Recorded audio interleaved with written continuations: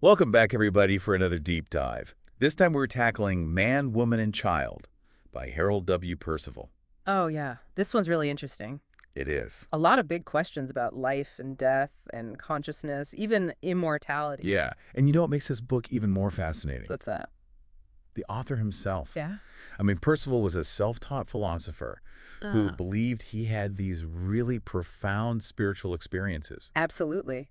And these experiences shaped his thinking in some really unusual and unconventional ways. Oh, yeah, for sure. And it really comes through in his writing. It does. He's taking us on this journey, through all these mysteries of human existence. Hmm. So where do we even begin with a book like this? Well, one of the first things Percival lays out is his vision of a 100-year human lifespan. Okay. And he divides this lifespan into four distinct stages: Oh, wow. youth, maturity, accomplishment, and balance. Okay, living to 100 is becoming more common these days. Right. But I'm curious about these stages. What makes them different from just typical age brackets? That's a great question. What's fascinating is Percival doesn't see these stages as tied strictly to age. Uh-huh. He believes they're more about your mental attitude and how you're approaching life. Interesting. He even suggests that you can move between these stages, Really? depending on your focus and your mindset. So like someone in their 20s could be in the accomplishment phase. Exactly. Yeah. If they're already driven by, contributing to something larger than themselves. So it's less about how many candles are on your birthday cake and more about how you're engaging with the world and what drives you. Exactly. That's a really cool way to look at aging. I think so too. Now, Percival also had some interesting ideas about childhood. Yes, he does. He talks about this conscious something that enters the child a few years after they're born. He describes it as a kind of awakening Okay. where the child starts to realize that they're distinct from their physical body. Oh, that's interesting. Yeah, when kids start asking why about absolutely everything. Oh, yeah. Percival sees those questions as a sign that the conscious self is emerging and trying to understand its place in the world. He uses this great example in the book about a kid playing make-believe, Oh, yeah, I love that one. turning a simple stick into a mighty sword. It's so true. It just reminded me of how children can get completely lost in their imaginations. Yes, Creating entire worlds, out of thin air. exactly. And Percival emphasizes how crucial it is to be honest with children when they're asking these big questions. Yeah. Because those early answers really shape how they see themselves and the world around them. It makes you think about how we as adults might be limiting our own understanding by clinging to assumptions we formed as children. Yeah, that's a good point. Now, one of the things that really intrigued me was Percival's take on male and female. Oh, yeah, that's a big one. He digs into this age-old question of, why men and women sometimes seem to struggle to understand each other. It's a classic conundrum. It is, and Percival attributes this to a fundamental difference in how their triune self is composed. The triune self. Yeah, that's his term for the conscious self. Okay. So imagine like this, each of us has a core self made up of feeling and desire. Okay. And in men, desire tends to be more dominant, Uh-huh. while in women, feeling takes the lead. Interesting. So they're approaching the world from different starting points, Exactly. even if they're talking about the same things. Yeah, no wonder there are sometimes misunderstandings. Right. It can get tricky. It really can now to make things even more interesting. Oh, boy. Percival introduces this concept of the breath form. Okay, the breath form, what is that? Imagine it like an invisible blueprint, Okay. a coordinating force that links the conscious self to the physical body. Wow, so it's like the software running our bodies. It is, and this idea of a blueprint connects to Percival's interpretation of the Adam and Eve story. Really? Okay, I'm intrigued. So he sees Eden as representing a higher state of consciousness, where the doer, which is his term for the conscious self, Got it. existed in a perfect sexless body. Interesting. The fall from Eden, according to Percival, happened when desire and feeling became unbalanced. So this imbalance is what led to the division of that perfect body into male and female. Precisely. And this separation, as he sees it, resulted in the doer's exile into the material world, separating it from its original wholeness. Wow, that's a pretty heavy concept. It is. Percival even uses this beautiful quote to describe this longing for unity. Oh, I'd love to hear it. He writes, "The conscious something knows that it has been separated from itself. Then the conscious something feels lonely and longs to be again united with itself as it once was." Wow, so it's like we're all searching for our other half, Exactly. trying to find that sense of completeness we lost. But how do we even begin to bridge that gap? That's where things get really mind-blowing. Percival believes that we can actually achieve immortality. Hold on, immortality. Is he talking about living forever? That's exactly what he's suggesting. How is that even possible? It's not about finding some magical fountain of youth or anything like that. Okay. Percival lays out a path, and it starts with what he calls self-dehypnotization. Okay, self-dehypnotization. Yeah. That sounds pretty intense. Yeah, it's a big one. What does he mean by that? It's about breaking free from those limitations, Okay. of the body and the senses. So we're living in this illusion, basically. Right. And we need to wake up and see reality more clearly. Exactly. It's about shifting your focus inward, Ah. becoming more aware of that observer, the I that experiences all of our thoughts and feelings. That makes sense, but it also sounds really challenging. It can be. So how do we even begin to dehypnotize ourselves? Well, Percival emphasizes the importance of real thinking. Okay. But this isn't just thinking more or thinking harder. Mm-hmm. It's about becoming more conscious and deliberate about how you direct your attention and focus. So it's similar to mindfulness or meditation?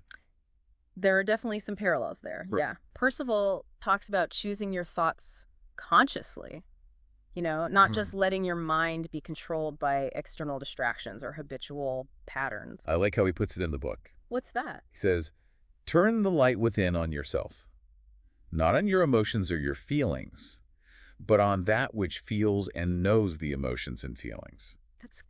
It's about recognizing that we are not our thoughts and feelings. Okay. We're the awareness that experiences them. Right. And once we start to free ourselves from that identification with the body and the mind, Percival says we can begin the process of regeneration. Okay, now we're getting to the really mind-bending stuff. Here we go. What exactly does he mean by regeneration? This is where Percival's ideas get really interesting. Oh. He describes regeneration as a process of transforming the physical body into a more refined and ultimately, yes, immortal state. Wow, you're telling me we can actually regenerate our bodies and potentially live forever? That's the idea. I have to admit that's hard to wrap my head around. It's a big concept, for sure, and it challenges, our typical understanding of what's possible. For sure. Percival goes into detail about specific breathing techniques and the importance of what he calls right thinking. So it's not just about breathing deeply. Right. There's more to it than that. Okay. Percival believes that conscious, controlled breathing plays a vital role in revitalizing the body. Okay. He even describes it as a fourfold breath. Fourfold breath. Yeah, he writes that the breath is fourfold. It can be known and felt as the breath of life entering, as the breath of life in the body, as the breath of life leaving the body, and as the breath of life after leaving the body. That's a lot to unpack. Yeah, it is. So this fourfold breath, is it something anyone can do? Well, Percival goes into detail about specific techniques, Okay. but the key is to become more aware of the breath, to use it consciously, to, transform the energy and structure of the body. So it's almost like we have this untapped power within us. Right. That we can access through conscious breathing. Exactly. Now, to be fair, Percival acknowledges that achieving immortality is a challenging path. Okay. One that requires a lot of dedication, discipline, and a willingness to confront your limitations. It's not exactly a walk in the park. No, it's not. But his work suggests that it's at least theoretically possible. Yeah. And even if we don't achieve physical immortality, the process of working towards it, can lead to a more conscious, fulfilling life. Oh, okay. That makes sense. So where does Jesus fit into all of this? Oh, yeah, that's an interesting one. Percival seems to view him as more than just a religious figure. Right. Percival calls Jesus a forerunner, someone who actually achieved this state of conscious immortality and showed humanity what's possible. It's like he sees Jesus as a living example of the potential that exists within all of us. Exactly. But what does that actually look like? Yeah. How can we apply these ideas in our own lives? That's a great question, and it gets to the heart of what makes Percival's work so relevant. Even if immortality isn't our primary goal, his ideas about self-awareness, conscious breathing, and right thinking can help us live more fully in the present moment. It's like taking responsibility for our own evolution, Exactly. We're not just passive bystanders in our own lives. Right. We have the power to shape our thoughts, beliefs, and actions. I agree. And while the idea of conscious immortality might seem far-fetched, Yeah. I think Percival's core message is about living more intentionally, regardless of how long our physical journey lasts. Absolutely. It's about making the most of the time we have. Right. and striving to become the best versions of ourselves. And that journey, as Percival suggests, begins with understanding who we truly are, Yeah. beyond the roles we play and the stories we tell ourselves. I like that this whole idea of not being defined by our bodies reminds me of how Percival describes the human body as a machine. Oh, yeah. He writes, "The human machine is a living machine, but it is an inanimate body and cannot be made to do anything of itself." It's a thought-provoking metaphor, isn't it? It is. It challenges us to question, what we truly identify with. Right. Are we the machine, Yeah. or are we the conscious force that animates it? I think that's one of the biggest takeaways from this deep dive into man, woman, and child. Percival is inviting us to question, to explore, to go beyond our assumptions. Absolutely. And discover the limitless potential that exists within each of us. He really is. It's a call to awaken to a more expansive way of being. Yeah. It really makes you think, doesn't it? It does. And, as we've been unpacking all of Percival's ideas, Yeah. I've been struck by how much they resonate with the challenges we face today. Mm-hmm. It's like he was writing for the digital age. I know, it's amazing. Right. Even though this book was published almost a century ago, It's true. it is remarkable how relevant his work feels. Yeah. I mean, just think about the information overload we experience every day. Oh, it's constant. Social media, the news cycle, Yeah. the constant barrage of advertising. Exhausting. It's like we're drowning in distractions. Right. And that's where Percival's ideas about self-dehypnotization seem so important. Absolutely. He's calling for us to reclaim our attention, Yes. to choose what we allow to influence our thinking. It's about taking back control. It is breaking free from that hypnotic pull of the external world Yeah. and reconnecting with our inner selves. He describes it beautifully in the book. I know, right? He says, the way to find the self is to think of yourself not as the body or the senses of the body, but to think of that which sees and hears and feels and thinks. It's powerful stuff. It is. It's a powerful reminder that we are not simply our bodies. Mm-hmm. We are the awareness that experiences life through them. Exactly. It's almost like he's encouraging us to become explorers of our own consciousness. Yeah, that's a great way to put it. To discover the depths of who we truly are. But how does that translate into practical action? Yeah, that's the big question, isn't it? It is. How can we apply these ideas in our everyday lives? I think Percival's concept of the triune self offers a helpful framework. The triune self. Yeah, the knower, the thinker, and the doer. Oh, okay, right. It's about understanding the different aspects of our being Mm-hmm. and learning how to integrate them. So by becoming more aware of the interplay between these three forces, Exactly. we can start to make more conscious choices and live in greater alignment with our values. It's like taking responsibility for our own evolution. Yes. We're not just passive bystanders in our own lives. Right. We have the power to shape our thoughts, beliefs, and actions. And while the idea of conscious immortality might seem far-fetched, Yeah. I think Percival's core message is about living more intentionally.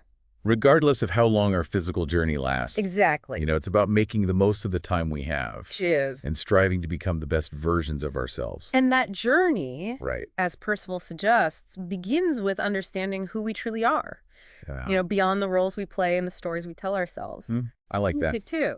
This whole idea of not being defined by our bodies Yeah. reminds me of how Percival describes the human body as a machine. Oh, yeah, he has that great line. He says, He says, the human machine is a living machine, but it is an inanimate body and cannot be made to do anything of itself. it's a thought-provoking metaphor. Is. It really is. It challenges us to question, what we truly identify with. Yeah. Are we the machine, or are we the conscious force that animates it? That's the question. And I think that's one of the biggest takeaways from this deep dive into man, woman, and child. For sure. Percival is inviting us to question, to explore, To push our boundaries. to go beyond our assumptions. And to discover the limitless potential that exists within each of us. Exactly. It really is a call to awaken to a more expansive way of being. It is. Yeah. And as we wrap up our exploration of Percival's work, Mm-hmm. I think the most important thing to remember is this. What's that? His message is one of hope and empowerment. It really is. It's about recognizing that we are not just physical beings, Mm-hmm. but conscious selves with the power to shape our own destinies. Absolutely. And, Yeah. while his ideas can be challenging, they also offer a profound sense of possibility. They do. It's definitely a journey worth taking. I think so, too. So for our listeners, Yeah. If you're intrigued by these ideas and want to delve deeper into Percival's thought-provoking work, Definitely check it out. I highly encourage you to check out Man, Woman, and Child. It's a good one. It's a challenging read at times, Yeah. but one that could potentially change your whole perspective on life. And remember, even if you don't agree with everything Percival proposes, Right. his work offers a unique and powerful lens for understanding ourselves and the world around us. It's been a fascinating deep dive. It has. And as always, we encourage you to keep exploring, keep questioning, and keep discovering. That's what it's all about. Until next time, happy deep diving.